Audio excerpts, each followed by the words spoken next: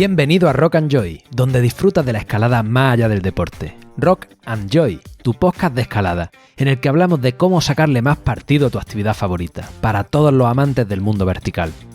Este podcast forma parte de un proyecto mucho más grande, rockandjoy.com, en el que puedes encontrar formaciones de escalada, guiajes, entrenamientos, coaching mental y mucho más.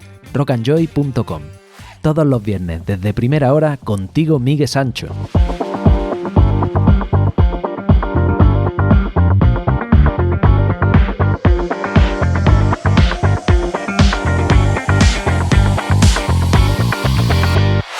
Muy buenas, te doy la bienvenida un viernes más, una semana más, a Rock and Joy, tu compañero de cordada en el micro, tu podcast de escalada.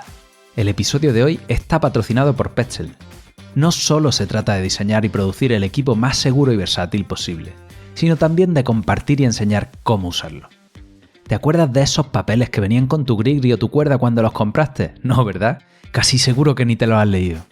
Desde Petzl se le pone mucha atención para hacer unos cuadernillos técnicos sencillos y eficaces, para que aprendas a usar el material de la mejor forma posible. Pero si no lo vas a leer, no te preocupes porque también están en otros formatos a tu disposición en la web. Vídeos, Access Book, que son cuadernos completos con todo lo que necesitas saber sobre una actividad, como escalar en rocódromo o en paredes con pictogramas muy claritos, de forma totalmente gratuita para la comunidad. Con Petzl tienes muchísima información técnica y didáctica de calidad para que puedas usar el material de la forma más segura y puedas incluso sacarle más partido. Desde asegurar en varios largos, uso de poleas, plegado de las cuerdas, rápeles, mosquetones, autorrescates, lo que se te ocurra. En Petzl tienes cuadernillos, vídeos y consejos técnicos para ti. ¿Aún no los conoces? Puedes encontrarlos en la web de Petzl en el apartado Consejos técnicos. Aprende a usar tu material de la mano de los que lo han diseñado. Y ahora vamos con el contenido de hoy. Hoy traigo al programa a debatir a Álvaro Escribano, agente para la protección de la naturaleza en Aragón. Una de las personas que trabaja precisamente en conservación, gestionando directamente el permiso, regulación o prohibición de la escalada en espacios naturales. El otro lado. Álvaro se puso en contacto conmigo porque quería poner encima de la mesa ciertos debates muy necesarios y a mí me pareció una gran oportunidad para poner de nuevo en tu presencia, en tus oídos, mi perspectiva y mi manera de entender la problemática que vivimos a día de hoy los escaladores de roca en España. Te invito a que lo escuches y reflexiones sobre estas charlas tan interesantes, plagadas de nuestra más rabiosa actualidad. Y te advierto que todo lo mencionado aquí, por lo menos por mi parte, atiende exclusivamente a mis opiniones personales. Si te apetece continuar con el debate, si no estás de acuerdo con lo que yo digo, si te apetece mandarme un mensaje, ya sabes, solo tienes que escribir. Y ahora, disfruta de la charla.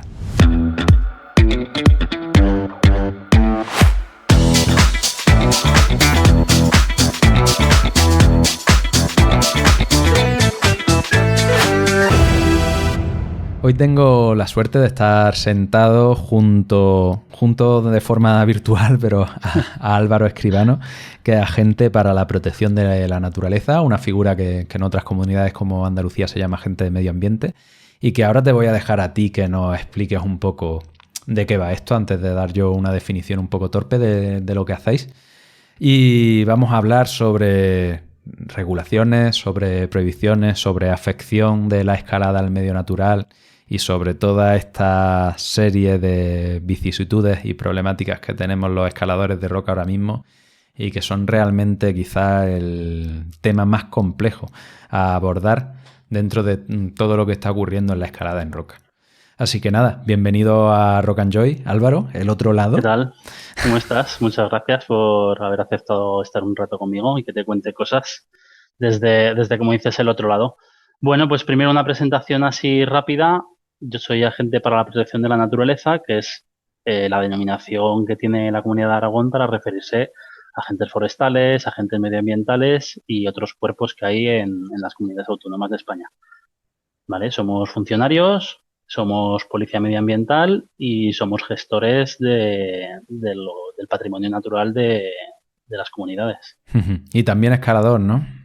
Y también escalador. Hace muchos años que empecé a escalar y luego mi formación académica fue en la línea del medio ambiente y al final pues acabé aprobando una oposición y trabajando de esto.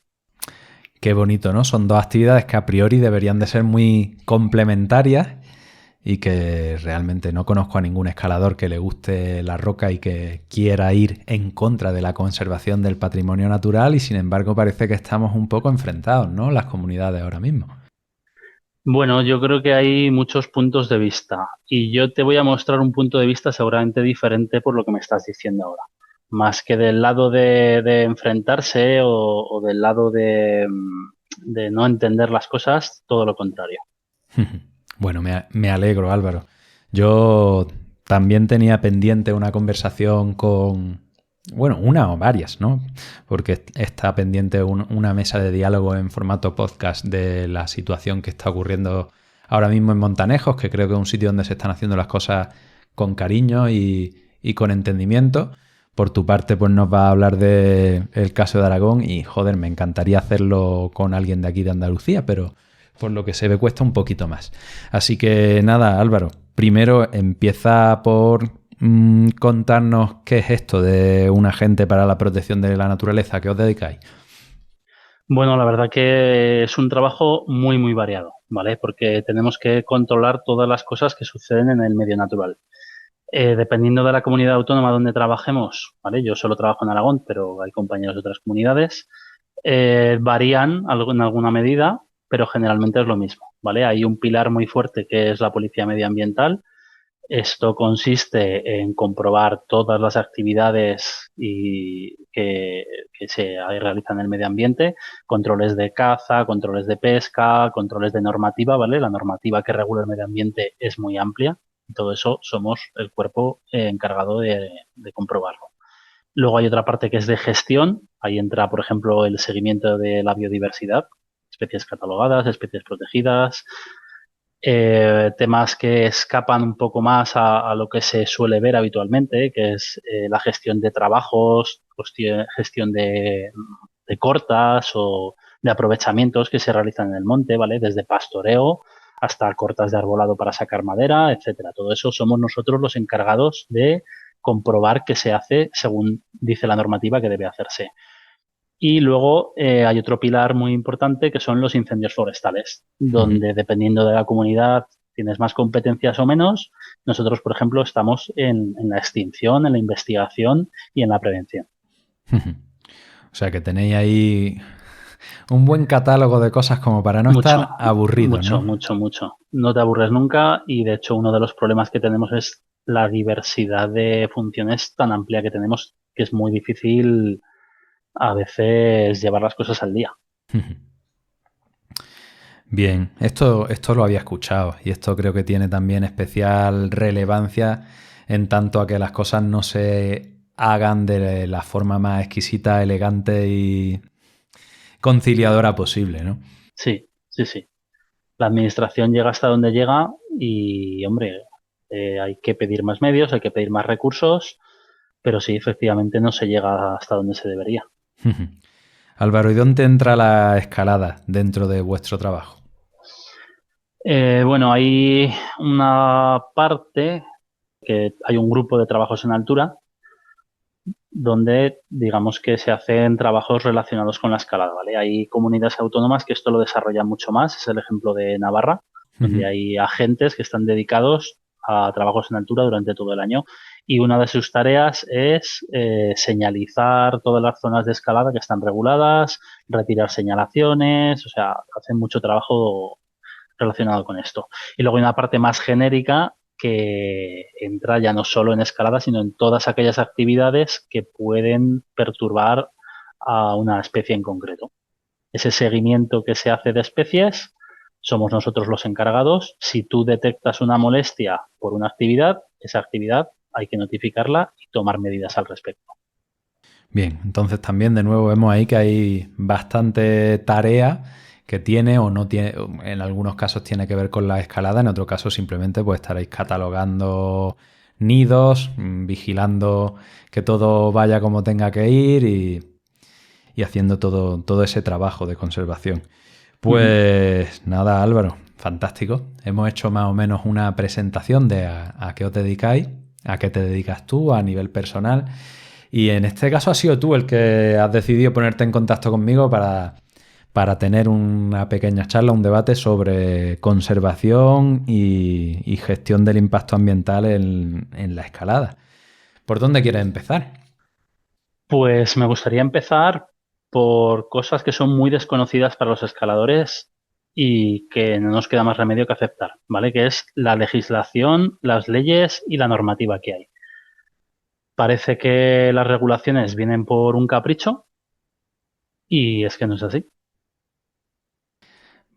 Concretamente, Concretamente, no nos dejan escalar porque hay un pájaro o no sé qué. Y es que, claro, ¿cómo no nos dejan escalar en mi sector que a mí me gusta para ir en primavera? Porque se ha metido un pájaro. Hombre, es que no lo puedo entender. Vale, pues es que resulta que hay una ley que dice que a estas especies no se las puede perturbar ni se las puede molestar. Entonces, si la escalada es una cosa que probablemente va a molestar porque estás en una zona de cría donde hay un nido, pues vas a molestar a esa especie. Entonces, ¿qué se hace? Se dice, no se puede escalar porque molesta. Y no se hace por una pedrada que le da un técnico o por una pedrada que le da un agente. Evidentemente hay gente más sensible hacia una actividad o hacia otra. Hay gente que puede comprender el interés que tiene una comunidad en ejercer una actividad y hay gente que lo entiende un poco menos, pero los funcionarios al final trabajan en base a normativas y a leyes y su trabajo es hacerlas cumplir. bueno, yo creo que eso está, vamos, en cuanto a lo que conozco yo dentro de la comunidad escaladora, queda bastante claro que existen unas leyes, que existe una conservación del patrimonio y que existen una serie de animales y plantas con las que tenemos que convivir y que es imperativo su conservación. O sea que yo creo que partimos de un punto de vista, bueno, quizás desde tu opinión diferente, pero creo que la gente entiende que existen unas leyes que hay que cumplir y que existe un patrimonio que hay que conservar. Sin embargo, al igual que partes de este punto de vista legislativo, yo, Bari, echo muchísimo de menos que desde el punto de vista legislativo y desde la administración se nos reconozca como que la escalada existe, que hay un patrimonio, que hay un catálogo de vías, que ejercemos un impacto positivo a nivel económico. Y hoy por hoy no conozco un cauce por el cual eso se dé. Yo no conozco la forma de relacionarme con una administración y decir, oye, yo soy técnico de escalada, ejerzo una actividad económica, promuevo este tipo de turismo hacia esta región y quiero promover una escuelita nueva o un sector nuevo y me gustaría hacerlo Ujú. bien, contando con vosotros, contando con apoyo público y que esto se integrase dentro de una práctica regulada. Regulada me refiero no a que se prohíba o se regule el sector, sino a que se entienda que la escalada existe también, igual que existe la Ujú. caza, igual que existe la pesca, igual que existe el barranquismo y el trail. No sé por qué en Leche no existe la escalada a nivel legal. Bueno, yo creo que poco a poco sí que va apareciendo, ¿eh? Y a lo mejor es verdad que igual en Andalucía, por el motivo que sea, posiblemente porque es una comunidad autónoma muy grande, donde cada provincia tendrá su realidad diferente de la provincia de al lado, pero sí que van existiendo cauces y se van entablando conversaciones y dinámicas muy positivas, tanto para reconocer la escalada, como dices, como para que sea compatible con la conservación de aves. Está el caso de la Comunidad de Madrid con el Parque Nacional de Guadarrama. Hay conversaciones continuas, miembros de la federación, de asociaciones, agentes forestales, técnicos, gestores. Está el caso que comentaba antes de la comunidad autónoma de Navarra, Uh -huh. que sí que se van haciendo cosas. Se ha hecho un catálogo súper extenso de todos los roquedos donde hay actividades que pueden perturbar a la fauna que hay allí, en las que existe la escalada, se colocan carteles, se regula, en fin. Es verdad que sé a lo que te refieres, que a lo mejor pues tú llegar desde fuera pues dices, ¿y con quién tengo que hablar, no? ¿Cómo hago esto? Si he ido al ayuntamiento y me han dicho que les parece bien y luego viene un agente y me dice que qué estoy haciendo aquí, bueno, pues ahí entra la diversidad del medio, donde confluyen un montón de cosas de eh, quién es el propietario de un terreno, quién tiene competencias en ese terreno, por qué medio ambiente tiene algo que decir o no tiene nada que decir. Bueno, entiendo que es complicado. Sí, es complicado de narices. Bueno, luego entraremos en casos concretos, Álvaro. Pero bueno, yo parto de la base de que, bueno, como hablando por mí mismo y por la comunidad escaladora que tengo a mi alrededor, creo que somos los principales interesados en la conservación del medio ambiente, somos los principales interesados en que esos pájaros, esas aves rupícolas que están ahí, medren, en que lo que tenga que ser conservado sea conservado y que, por supuesto, nuestra actividad pueda ser desarrollada. Sin embargo, siento una persecución hacia nuestra actividad que no siento hacia la actividad del barranquismo en sitios extremadamente sensibles, porque económicamente tiene un impacto distinto, que no siento hacia el BTT o el trail running, que es extremadamente masivo, que no siento hacia la caza y la pesca. Y entonces, desde esta postura es desde la que me quiero relacionar. Quiero decir, nosotros causamos un impacto, es obvio que causamos un impacto y tenemos que velar porque sea compatible con la conservación. Pero hostia, no siento que haya ningún cuidado por parte de la administración, o por lo menos con la que yo me relaciono, hacia nuestra actividad. Ningún tipo de cariño ni de reconocimiento. Bueno, supongo que una vez más depende de la administración. Ahí entiendo que donde está fallando son las federaciones, son los clubes y son las asociaciones. Porque al final es la voz de los escaladores. O sea, tú como ciudadano puedes querer relacionarte con la administración y exigir una serie de cosas, pero realmente quien va a tener voz y quien está representando a mucha gente es una federación o es una asociación. Tal cual, tal cual. O sea, ahí con todas las palabras. Y lo voy a decir en este podcast. Yo he estado federado por Andalucía, no sé, 15 años y ahora mismo no lo estoy porque no estoy de acuerdo con lo que hacen. Porque no me Pues representan. sí, sí, es habitual. Yo creo que pasa no sé, no voy a decir todas, en muchas federaciones pasa que al final ellos promueven muchos deportes que no son solo la escalada y la escalada deportiva de alguna manera hasta ahora es posible que haya sido minoritaria. Igual es una cosa que está cambiando, ¿no? Las Olimpiadas, los rocódromos, todas estas cosas que se habla ahora, igual cada vez hay más gente que reclama todo esto. Un ejemplo muy grande hubo en Madrid hace 8 o 9 años, una cosa así, de por qué surgió la Asociación de Escalada Sostenible. Supongo que te sonará. Sí, hombre, claro que me En, suena. en- en un principio se llamaba Escalada Sostenible Zona Centro, porque empezó a haber muchos problemas en la zona centro. Y hubo una serie de escaladores, equipadores de zonas de cerca de Madrid, Guadalajara, etcétera, que vieron que la federación no les representaba y no tenían gran cosa que hablar con ellos. Y dijeron, ¿y si hacemos una asociación? Y bueno, fue una pequeña semilla que ha ido creciendo. Podría haber crecido más, podría haber ido mejor, pero bueno, yo creo que ahí está y es un referente. Sí, en Andalucía se ha hecho una asociación de escaladores andaluces a la Ah, cual sí. pertenezco y Ujú.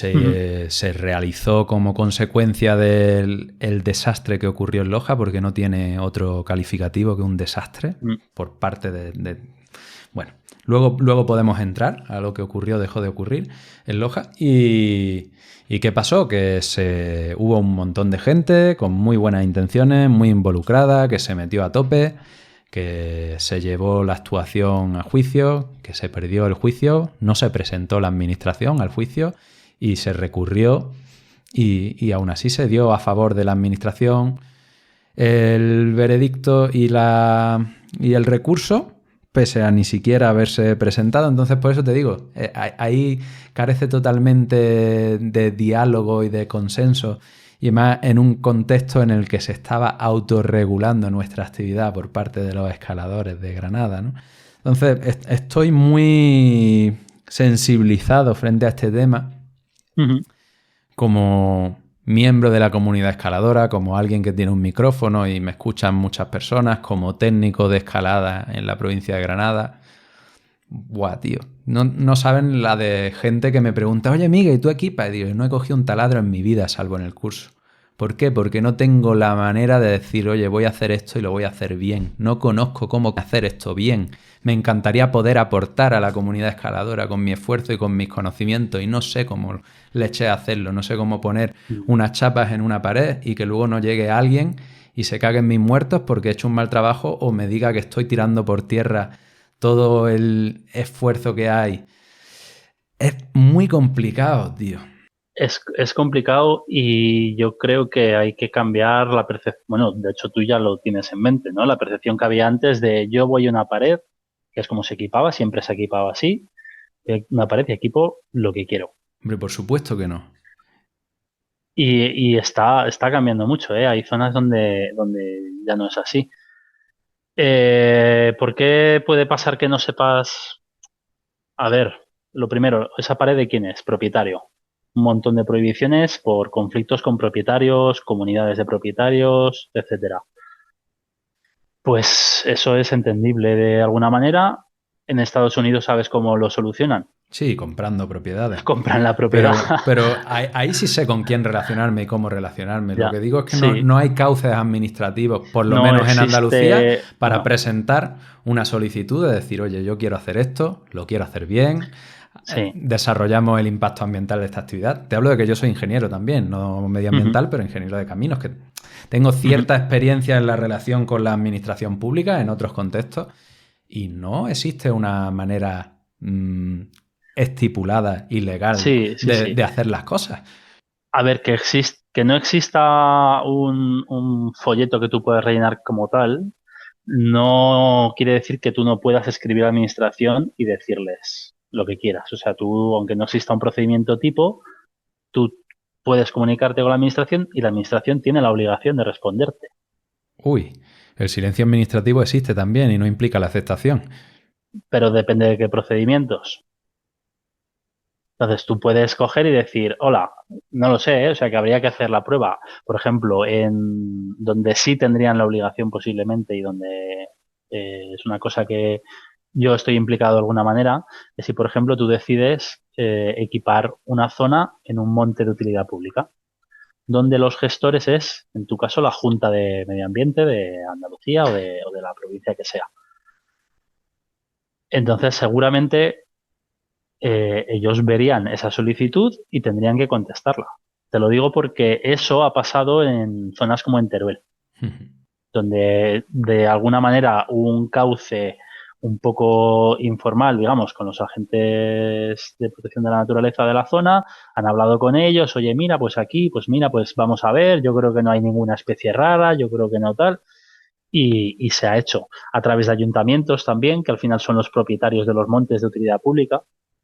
Sí, nosotros lo que yo conozco, no a nivel personal, porque ya te digo mis razones por las que no equipo, Ujú. hoy por hoy, puede que cambie, por supuesto. Lo que conozco de los equipadores de la zona no es la anarquía y cerveza fría de hace 15 años. Voy y hablo con el dueño. Voy y hablo con el agente de medio ambiente de aquí. Y el agente de medio ambiente de palabra y sin firmar nada me dice, hoy por hoy puedes hacerlo. Pero de palabra y sin firmar nada, dentro de un año te dice, te he reventado todas las chapas.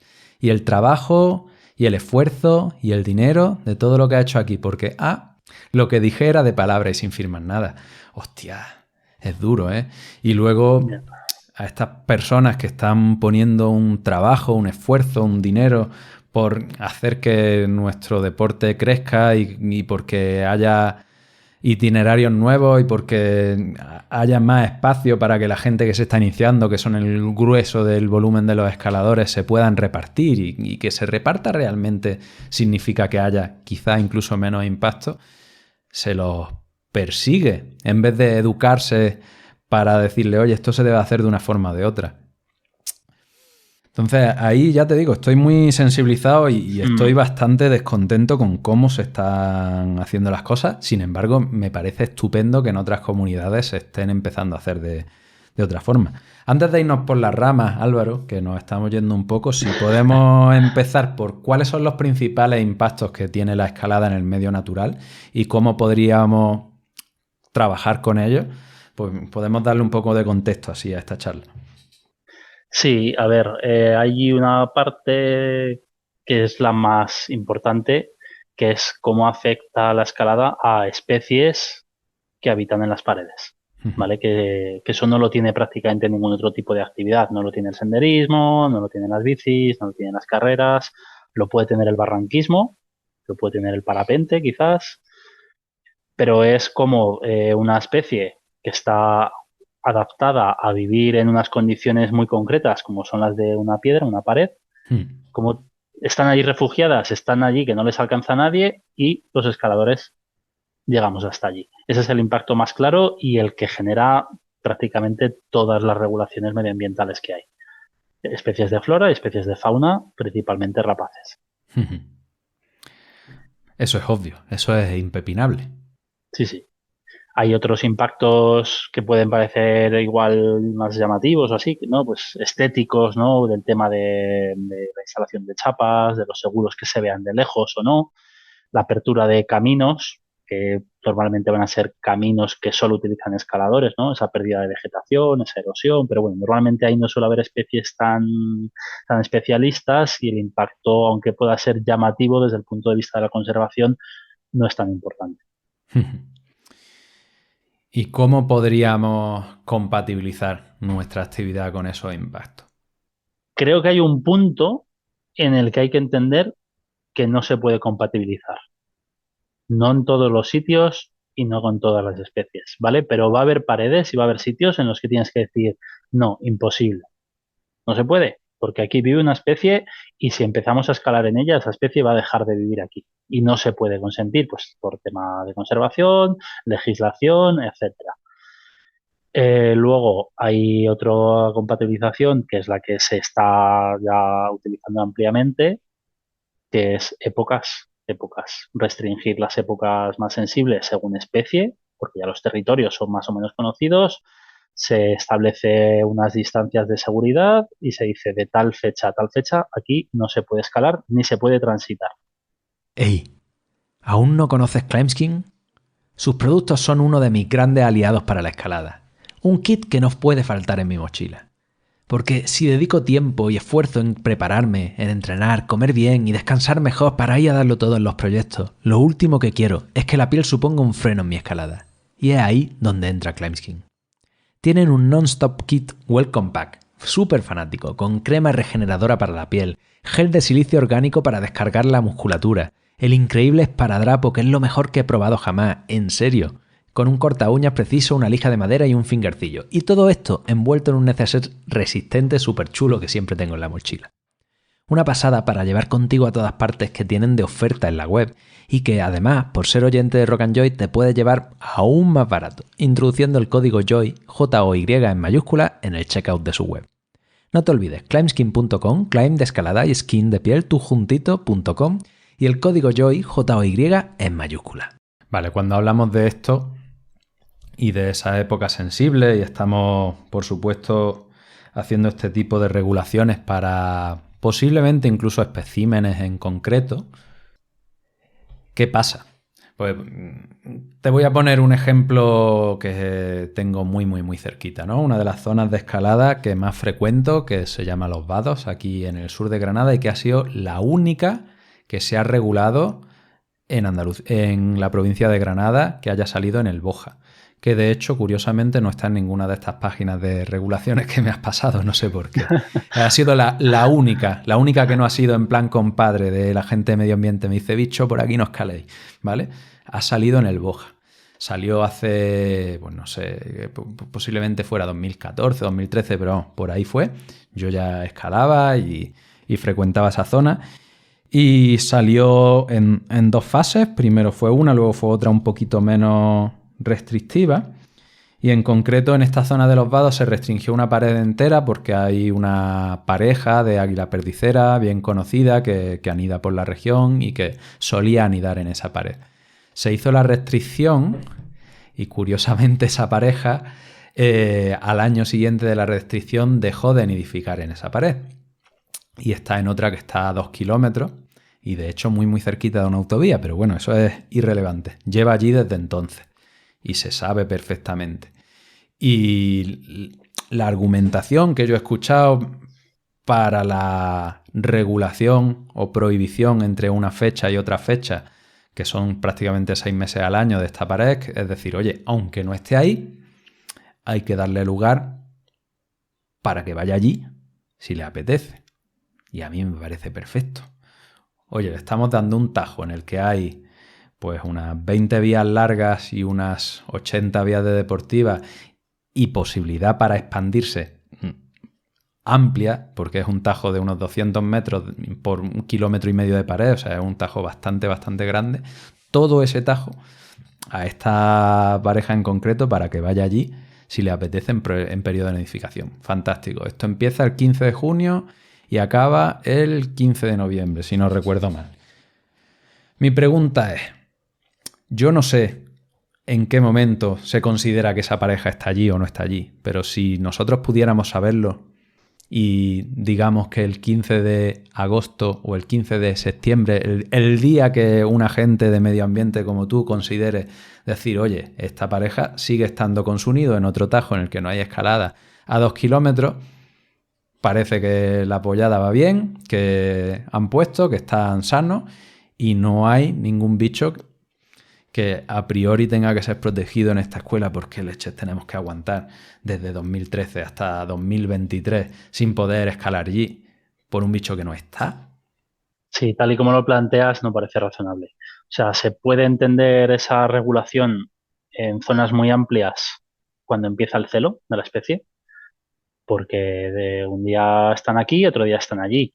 Otro día, un día es esta pareja, otro día aparece otra, ¿eh? O sea, porque son territoriales y tal, pero luego pueden estar Y relativamente cerca. ojalá que aparezcan. Entonces, al principio de la campaña veo razonable que se prohíba en todas las zonas donde se tiene conocimiento, pero es verdad que a mitad de la época de reproducción o en la fecha que se considere, pues hombre, si en ese territorio no está porque está en otro o porque ha fracasado, se podría abrir la puerta a escalar.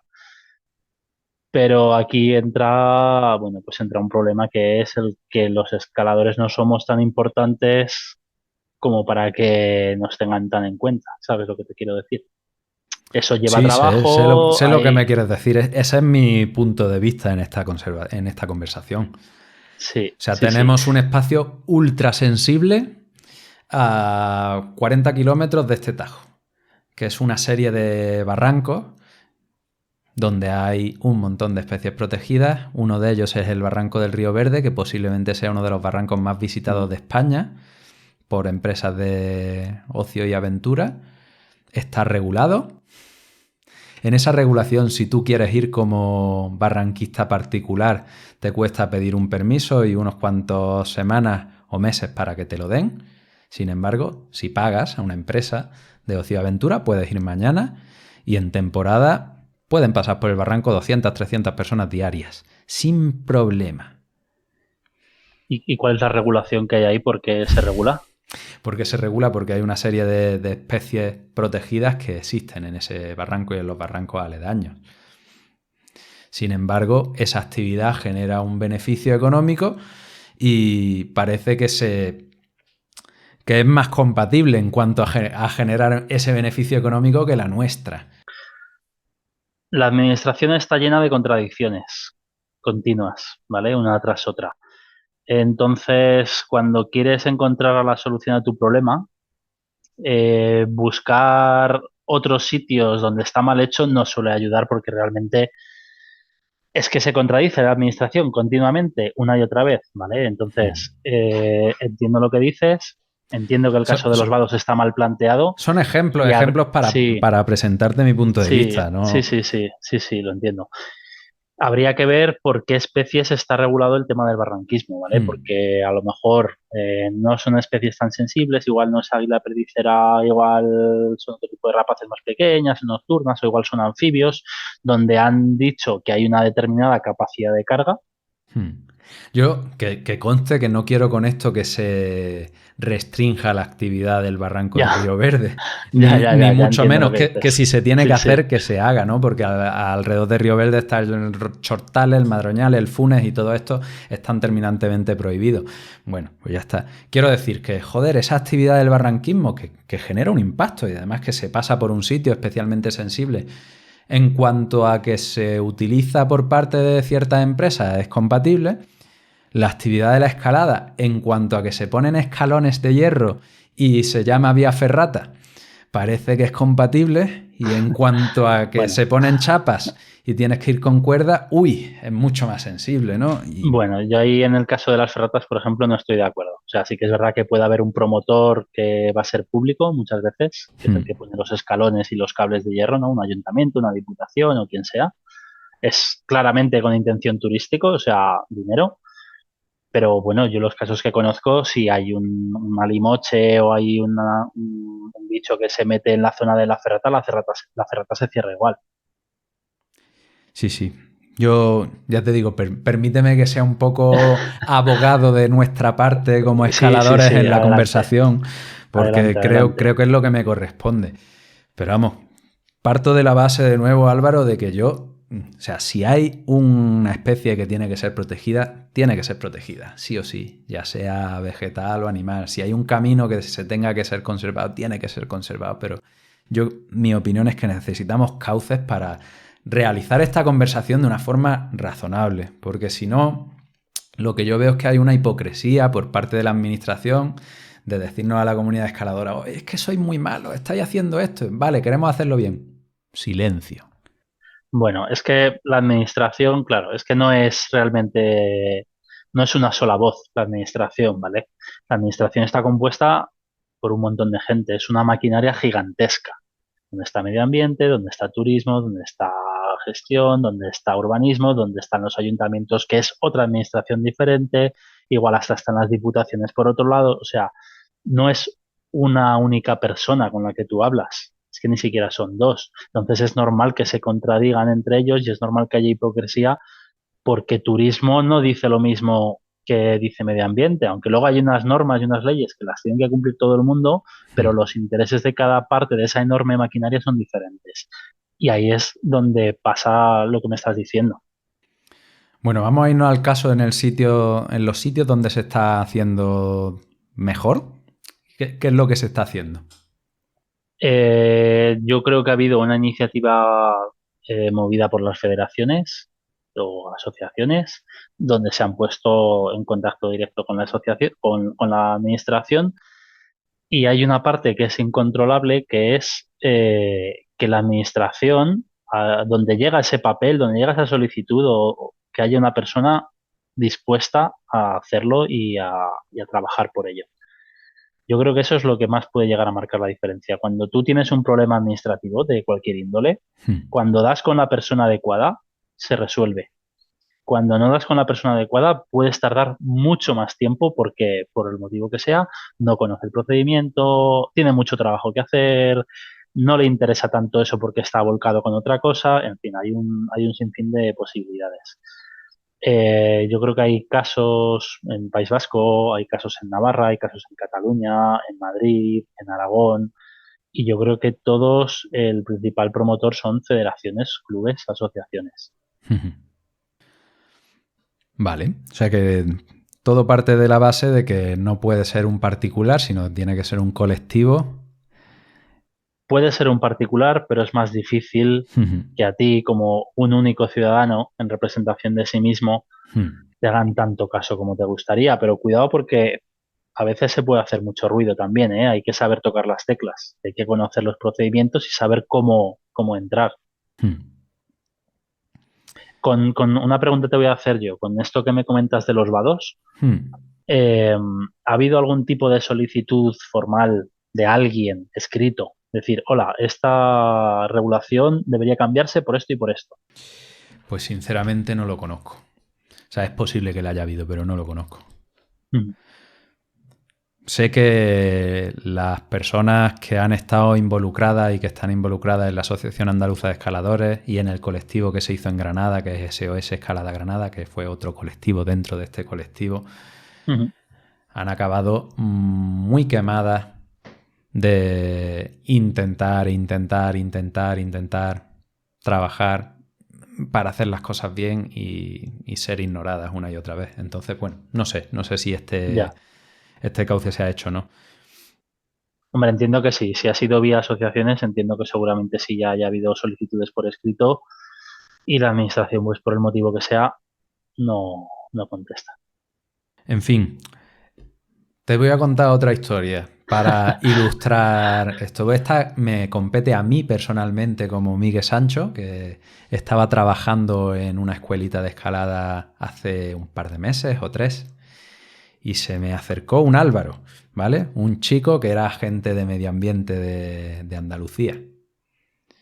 Y me cuenta lo siguiente. Oye, que ¿por qué no le dices a tus amigos que aquí no se escala en primavera? Él no sabe primero ni que yo soy técnico de escalada, ni que tengo un podcast, ni que soy nadie más o Da menos igual, sí. relevante. Soy un escalador que está allí, que bueno, ya me presenté y le dije que estaba trabajando. Buah, es que ha pasado que en otro lado, cerca de aquí, pues oye, hemos desequipado 50 vías. Pues bueno, cosas que pasan, porque por lo visto se estaba molestando a un bicho. Y bueno, pues ya como esto ha pasado, estamos pululando por aquí. Han llegado 2 compañeros míos y han echado a unos escaladores que estaban aquí hace una semana, pero resulta que se han equivocado, que aquí no hay ningún problema, pero que estoy mirando y estos agujeros que hay en la roca son fantásticos para una especie de gorrión que nos interesa. ¿Por qué no le dices a tus colegas que no vengan? Ante lo cual, pues yo alucino.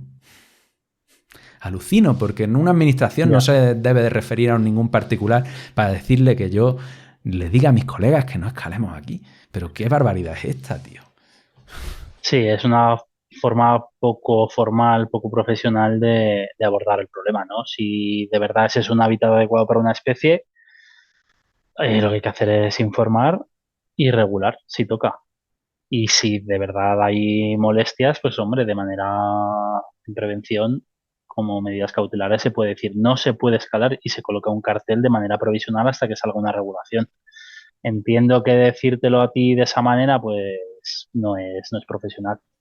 Bueno, eso le expresé yo. Nosotros como escaladores lo que yo conozco es cada vez que nos subimos a una vía y encontramos un nido, quitamos las 2 primeras chapas y si tenemos los medios ponemos un cartelito. O sea, tenemos nuestra autorregulación, que es verdad que puede haber gente que no sea escalador desde hace tiempo, no esté al tanto de las problemáticas y pase por ahí y ni se dé cuenta, porque esté con el miedo, la tensión y tal, y ni se dé cuenta de que hay un nido, pero bueno, la gente que tiene un poquito más de experiencia, velamos por eso, aunque sea por un interés egoísta de que no nos cierre la escuela. Pero es eso, no Hombre, a tenemos. ver, no te van a cerrar la escuela por un... O sea, suele ser especies catalogadas, suelen ser rapaces, suelen ser bichos grandes, llamativos y que de los que se hace un seguimiento más concienzudo. Porque si hay una especie pequeña de pues avión roquero o algún bicho, eso se sabe que ahí hay una colonia y lo normal es que te digan, no, es que no se puede escalar. Y ya vendrá la regulación, o sea, ya vendrá un papel escrito en una dirección general que te diga, no se puede. Yo ahí lo que echo de menos, Álvaro, es que al igual que existen unos agentes que están velando por la conservación de ese patrimonio natural, existiera una figura que velara por la conservación de nuestro patrimonio deportivo y cultural. Hostia, sería fantástico, ¿no? Que tuviéramos a la vez que hay un inventario de aves catalogadas y de especies catalogadas que necesitan una conservación y una ayuda, sería fantástico que tuviéramos un inventario de vías y de itinerarios históricos que llevan ahí décadas, que representan un patrimonio indudable y que se tenga en cuenta por parte de la administración también el impacto positivo de esa actividad y que luego se ponga en balanza y se valore y si se tiene que regular, se regule, ¿no? Pero me siento totalmente desprotegido como escalador. Bueno, supongo que queda mucho para eso todavía. No Hmm. son actividades, no somos tan importantes, ¿vale? Los escaladores, o sea, están ahí, estamos, pero no son una cosa tan importante, ¿no? Pues que hubiera como un catálogo de senderos, ¿no? Senderos que hay, ¿no? Pues por ejemplo aquí en la provincia de Huesca hay una serie de senderos promovidos que se promueven por diputación, por ayuntamiento, se catalogan, se señalizan, se Eso, publicitan, eso. etcétera. Y eso ya claro, pero es que los senderos, vale, estos son turísticos, pero ese sendero a lo mejor lleva allí 1000 años. No hay una vía de escalada de 1000 años todavía, ¿no? O sea, quiero decir que poco a poco, que la escalada se está haciendo popular ahora, realmente en la historia del deporte es joven, ¿no? En los Hmm. 80 se populariza la deportiva, llevamos 40 años, ¿no? ¿Cuánto lleva la gente andando, corriendo? Bueno, supongo que llegará y desde luego hace falta compromiso por parte de entes públicos y otra vez más me voy a referir a las federaciones porque es que yo creo que es una Bueno, pégale parte el tirón de indiscutible. orejas que haga Sí, falta. sí. O sea, este es mi podcast y Y aquí hablamos digo sin yo, tapujos. No, sí, quiero sí. decir que, y si después de esto alguna federación pues, tiene a bien contactar conmigo para preguntarme por algo y saber mi opinión a título personal, pues yo encantado y de involucrarme en lo que sea. Después de este evento que te he comentado, de esta escuela en Granada donde se me acercó el agente de medio ambiente, yo hice un comunicado en mis redes personales, en mis círculos personales, de lo que había pasado y de lo que me habían comentado y de lo que yo había respondido. Y la federación se puso en contacto conmigo. Oye, ¿qué ha pasado? ¿Qué le has dicho? ¿Quién era? Y ya le comenté todo esto. Pero Ujú. después de eso, lo que haya pasado lo ignoro porque no he visto que haya habido ningún tipo de movimiento que se haya publicado. Que aquí Ya. es otra cosa. O sea, hay muchas cosas que se hacen y que para el escalador medio, el que no está muy involucrado, el que no está en círculos de gente que se mueva o que lleve más tiempo escalando, le cuesta mucho saber, ¿no? Ahí, por ejemplo, si podemos hablar de este caso que hubo en Ogoño de dos escaladores que claramente estaban subiendo por una pared que estaba restringida y estaban cerca de una especie protegida y le ha caído un puro de 1000 pares de narices. ¿Ellos eran conscientes de esta regulación? Esa es mi pregunta. No lo sé, lo desconozco. Entiendo que había una señalización, porque es una zona que no la han prohibido ayer, o sea, se Ujú. lleva años con esa restricción. Está publicado en internet. Seguramente no sé qué reseñas utilizarían, pero si hubiera una guía de papel, lo normal es que advierta de ese tipo de restricciones, porque son restricciones antiguas. Hmm. Se me hace raro, yo creo que hay que estar bastante despistado. Debo decir que no siempre todos los sectores están bien señalizados. Ahí es que es una cosa que es interesante, pues nosotros entiendo que deberíamos de tener la obligación de estar informados sobre las regulaciones. Pero claro, si la regulación es una cosa que se publica en el boletín de la comunidad autónoma y no se le da ningún tipo de difusión, pues joder, te puedes encontrar con el caso de estar haciendo algo totalmente mal, una Sí, sí, barbaridad, y no sí, y sin saberlo. tener ni idea, sí.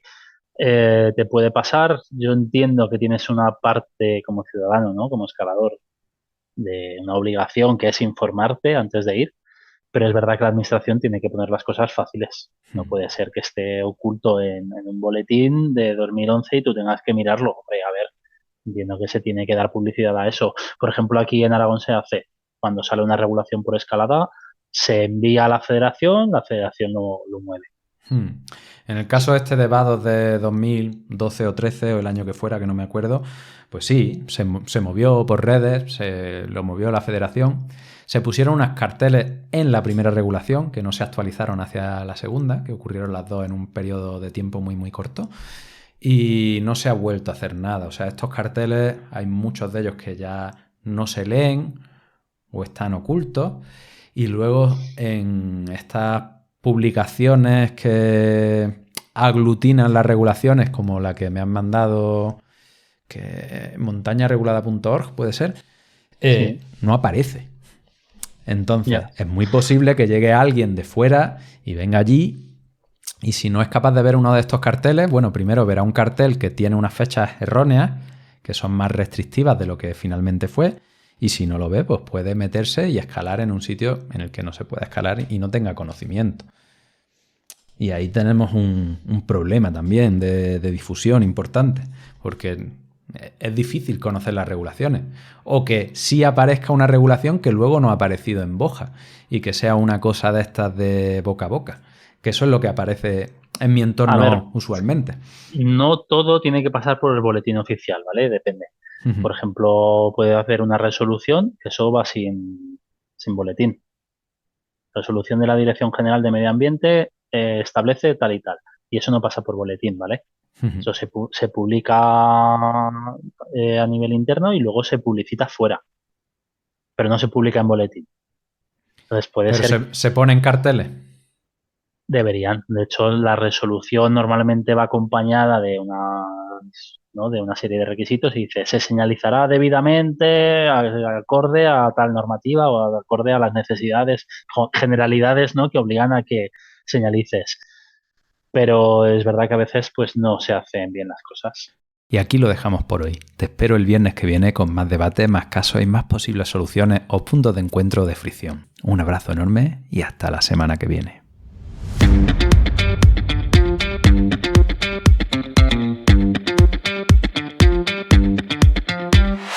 ¿Te ha gustado este episodio?